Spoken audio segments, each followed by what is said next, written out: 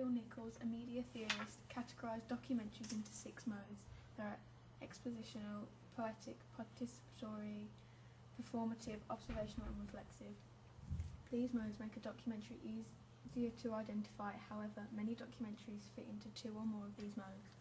Nichols has faced criticism from other theorists, one of whom is Stella Brusi.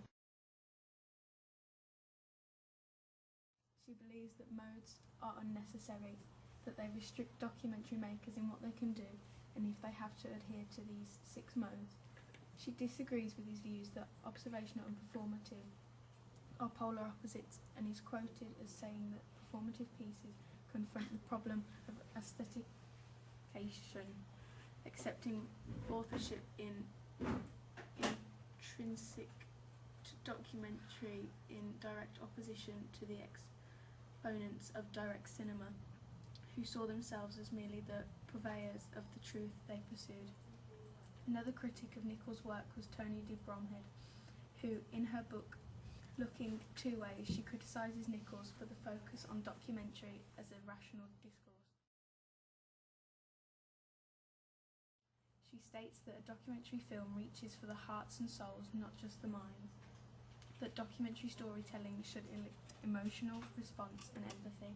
The journalistic view of Nichols and her own cinematic view are very different. The journalistic view of focusing on analysis and information rather than valuing cinematic devices and the expression of opinion. She says that in contrast to Nichols, whose position appears to be that documentary is first and foremost informative, the real aim of documentary storytelling is cinematic pleasure. While these modes assist documentary makers in creating the documentary, which fits codes and conventions of existing documentaries, they should not allow themselves to be boxed in by these, working with them as a guide rather than working with them exclusively. De Bromhead's own documentary modes focus more on the cinematic appeal of documentaries, which many critics agree that are just as, if not more important than Nichols' modes.